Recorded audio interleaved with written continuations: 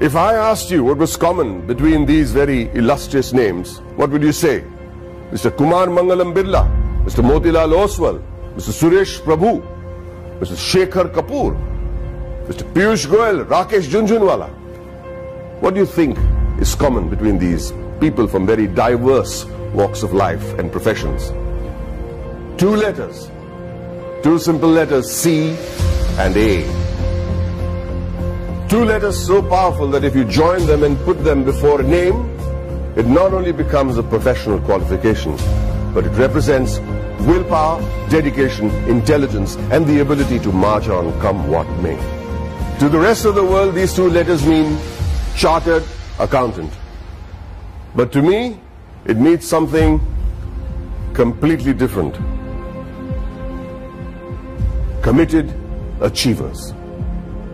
Let me tell you a story about a committed achiever. A young girl was wrongly prescribed penicillin for a common cold. What happened was that she became visually impaired. A 9-year-old became blind. She decided to become a chartered accountant. Her name was Rajni Gopal. So what if she was visually impaired? The world may think of it as a handicap, but she did not.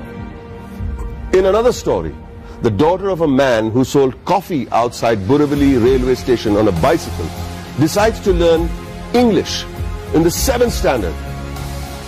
And she fails. Tries again, fails again. She goes on to become a chartered accountant. Did she ever think that language would be a barrier? She did not. Did she ever think that her financial status would be a barrier? She did not. All she wanted to do was become a chartered accountant, a committed achiever. The only place where achievement comes before commitment is in the dictionary. It was this commitment to achieve that led to the formation of this organization that would change the economic structure of this country forever. ICAI, the Institute of Chartered Accountants of India. The leaders of this nation were visionaries. They knew the role chartered accountants would play in developing the country, which is why on the 1st of July 1949, a year even before the Constitution of India was formalized, an Act of Parliament gave birth to ICAI. Today, ICAI counts itself amongst the oldest professional institutions in the country. Born as a regulator of accounting profession to aid the economic growth of the nation, it is the second largest professional accounting and finance body in the world in terms of members, with a current roster of about 2.5 lakh members and counting as I speak, with a presence of about 71,000 female chartered accountants and 3.5 lakh girl students. ICAI holistically carries the mission of transforming the nation from women's development to women-led development. During its eventful journey of 70 years, ICAI has become an integral part of the Indian economy, taking it on the path of the fastest growing economy in the world. With its emphasis on financial reform, ICAI radiates with shining milestones that stand as the acknowledged cornerstone of India's economic growth. In the year 1956, chartered accountants were recruited for the first time in the commercial audit branch of CA and G. Many of you may not be aware that many accountants were part of the Indian freedom struggle, like First Lady Auditor C.R. Sivabhogam, who participated in non-cooperation movement on the call of the father of our nation, Mahatma Gandhi ji. She was also imprisoned for a year. Recognizing ICAI's strong regulatory framework, the High Courts acknowledged Council's strict disciplinary mechanisms in 1961. In 1964, the Council of the ICAI submitted its pre-budget memorandum for the first time. The memorandum contained useful suggestions for reorientation of taxation policies and procedures to the Finance Ministry. The process was so helpful that it is being practiced ever since. In the 70s, the ICAI started rendering free advisory services to SMEs and small taxpayers on maintenance of accounts, tax paying and other financial matters. Not only did it enhance the financial literacy of businessmen and citizens, more importantly, it started the industrial growth in the country. It also collaborated with the government to enlarge the scheme of scholarships. With all humility, I wish to mention that in the year 1972, ICAI members had provided pro bono professional services to the heirs of the Jawans and officers of the armed forces who sacrificed their lives in the war. Complete exemption from tuition and registration fee of the institute was also granted to the children of Amar Jawans and officers. The 80s saw widespread gloom in India's macroeconomic performance due to the prevailing conditions in the country. However, during the period between 1980 and 1990, the economy began to improve and growth rate accelerated. The government appointed CA members on various committees like boards of public sector undertakings and nationalized banks.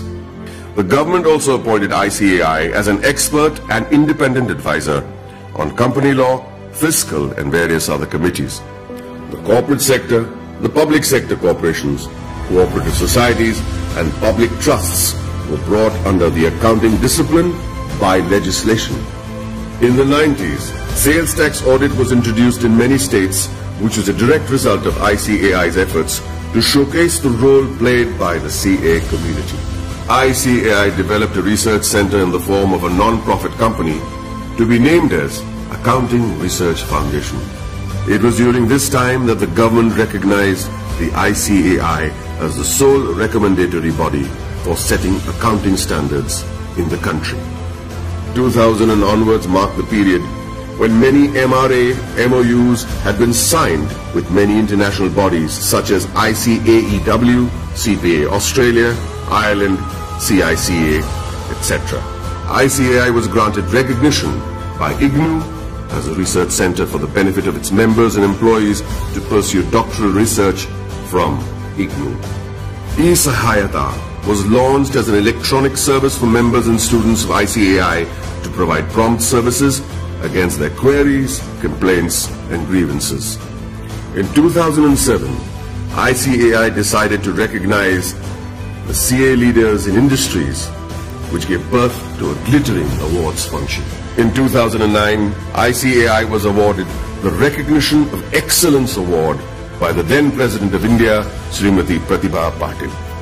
In the year 2014, the Honorable Prime Minister of India, Sri Narendra Modi, nominated ICAI for the Swachh Bharat Abhiyan. Under the banner of Swachh Bharat Abhiyan, Swachh Vidyalaya Abhiyan was launched in the year 2015 to provide separate toilets for boys and girls in all government schools throughout the country. ICAI undertook a pilot study for the Indian Railways. The in-depth cost analysis helped in streamlining the running of the railways. Considering the importance of the legislation, namely black money, and the imposition of Tax Act 2015, CBDT decided to go all out and conduct workshops with ICAI to clarify any doubt the assessees may have had. ICAI was chosen as the preferred institution to partner with the Government of India to create awareness and maximize the potential of the Income Declaration Scheme 2016. ICAI, jointly with the Ministry of Finance and the Ministry of Commerce and Industry, organized events at more than 470 locations across the country. It was attended by more than 42,000 citizens, including chartered accountants, company secretaries, advocates, and members from trade and industry. ICAI's contribution to the scheme was acknowledged by Shri Arun Jaitley, Honorable Minister of Finance and Corporate Affairs. For the benefit of its members, ICAI established the Indian Institute of Insolvency Professionals of ICAI. ICAI extended its technical and infrastructural support towards the accounting reforms of various government offices. This meant moving from cash to accrual system of accounting after assessing the tremendous positive impact on national financial reporting. It was also an important year for the Indian economy, with GST being touted as the game changer, leading to one nation, one tax. ICAI, as always, was there to partner the government towards effective and smooth implementation of GST throughout the nation. As a result, ICAI and CA members became a proud knowledge partner for GST success. For a clearer understanding of GST, ICAI carried out more than 3,000 programs benefiting more than 2.5 lakh participants. ICAI also established GST Sahayata desks all across the country to facilitate small businessmen, traders, shopkeepers and the public at large. ICAI has created a milestone by launching various incubation centers. In line with the Prime Minister's vision to support startups, ICAI is providing massive platforms to help CAs start their businesses. Not many people know that there is an accountancy museum in India, or that the ICAI is the first accounting body in the world to start a digital accounting and insurance board, or that there are 3 forensic labs in India to monitor financial bungling and frauds. With this, the ICAI is keeping its eyes and vision firmly on the future. The ICAI has a very strict code of ethics. Its motto is taken from the Upanishads, Yayeshu Sapteshu Jagriti, which translates as the one that is awake in those that sleep. Here's to the guardians who stayed awake and protected us while the rest of us slept. I'd like to salute this institute for the work it has done in the past 7 decades and wish them the very best in the years to come.